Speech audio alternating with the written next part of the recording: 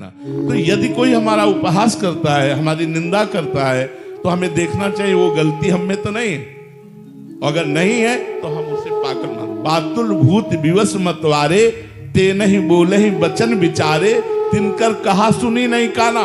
ऐसे लोगों की बातें नहीं सुनते हैं। और ये कोई कहे बड़ा भगत, तो हम तो उसे प्रणाम करेंगे कि आप भी आशीर्वाद दीजिए, जो आप बोले वो सत्य हो जाए, आप भी आशीर्वाद दीजिए। उसमें कोई जलन की बात नहीं है। बोले कंठी पहने, माला पहने, ये नहीं कहता शराब की बोतल हाथ में लिए पी रहा है, ये नहीं कहता नाली में पड़ा है, ये नहीं कहता गंदे दृष्टि वाला है। जो माला पहनकर चलेगा, जो भजन करेगा, उसको कहेगा माला पहन के चल रहा है, तो अच्छी बात है ना। हमको गाली तो नहीं दे रहा। माला तो पहने ही है, कंठी तो पहने ही है, तिलक लगाए हैं, वही बात वो कह रहा, हमें क्या परेशानी। बोले बड़ा भारी तिलक लगाए, देखो माला पहले बड़ा भगत बनता है, तो उसको प्रणाम करना चाहिए, हमें बुरा क्यों लगना चाहिए, क्योंकि कोई बुरी बात नहीं।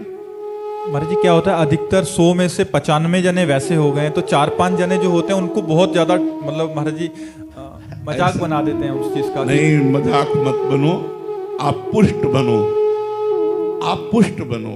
वो गलत आचरण में 95 लोग चल रहे हैं, 5 लोग अच्छे आचरण पर चल रहे हैं, तो 5 लोग 50,000 के बराबर हैं। उनमें इतनी सामर्थ्य, अच्छे मार्ग में चलने वालों में बल होता है, तो वो उनकी उपहासमयी वृत्ति का सहन करना ही उपाय है।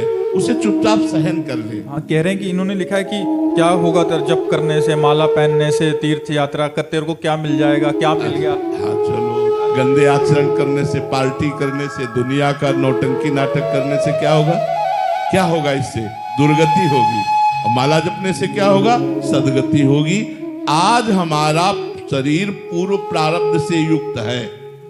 हो सकता है कि आज मैं भजन कर रहा हूं, मेरा बुरा प्रारब्ध चल रहा हो, तो मुझे दुख भोगना पड़ेगा भजन करते हुए। हो सकता है तुम बुरा आचरण कर रहे हो, लेकिन तुम्हारे पुण्य चल रहे हैं, तुम्हें सुख भोगना पड़ेगा उस समय तक। लेकिन जिस समय हमारा ये नवीन कर्म भजन फलीभूत होगा, उस समय, अभी तो हमारा अंकुरण हुआ है, थोड़ा वृक्ष बनने दो, फूलने दो, फलने दो।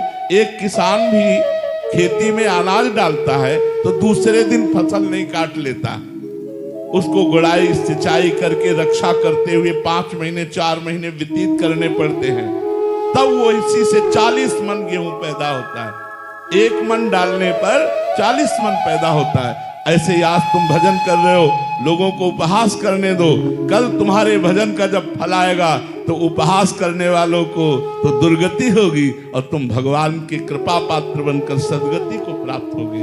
इसलिए चिंता मत करो। जहां कोई उपहास करे उसे सह लो। अगर सह लोगे तो महान बन जाओगे। और लड़ पड़ोगे या ऐसा मान गए कि तो तिलक ही नहीं लगाना, कंठी ही नहीं पहनना, क्योंकि लोग उपहास करते, तो फिर तुम भक्ति ही क्या रहे, फिर तुम्हारी सच्चाई ही क्या रही। तुम तो कच्चे पुरुष हो, भगवत मार्ग के लायक ही नहीं हो, यदि तुम्हारे अंदर ये बल नहीं। एक बार सम्राट अकबर आगरा आया, आगरा में उसकी बैठक थी, तो बड़े बड़े राजा लोग सब बैठे हुए थे। सम्राट तो राजाओं के ऊपर होता है, तो देखा कि हर राजा लगभग तिलक लगाए और कंठी बांधे हुए था। पता नहीं उसके दिमाग में क्या था। ये देखकर उसको बड़ी जलन सी हुई और कहा, आज के बाद अगर सभा में कोई भी तिलक लगाकर आएगा तो गरम लोहे से उसका मस्तक दाग दिया जाएगा। ये फरमान जारी कर दो, फरमान जारी कर दो। मधुकर शाह हरिराम व्यास जी के शिष्य थे, वो भी सभा में थे। उन्होंने घर जाकर विचार किया, अनंत ब्रह्मांडों के बादशाह का तिलक एक मुल्क के बादशाह के हुक्म से ना लगावें, ऐसा कैसे हो सकता है। तो अंगरखी पहनकर जाते थे, धोती अंगरखी पहले राजा लोग, तो ऊपर का उतार दिया, बड़े बड़े 12 चिन्ह, 12 चिन्ह होते ना वैष्णवों के तिलक के, तिलक लगाए और तलवार लेकर सभा में गए।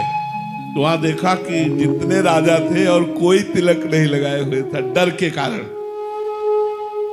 सम्राट अकबर ने देखा, उनका, मधुकर शाह तुमने कल हमारा फरमान नहीं सुना?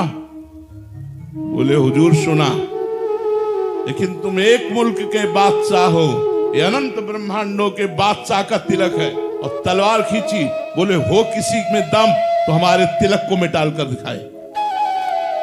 कांप गया अकबर। उस समय मानो नरसिंहावेश हो मधुकर शाह को, कांप गया और कहा वाह वाह वाह वाह मधुकर शाह वाह, हम यही देखना चाहते थे कि सच्चाई में तिलक कौन लगाता है, ये भक्ति का नाटक है या तिलक है। और राजी कर लिया मधुकर शाह को।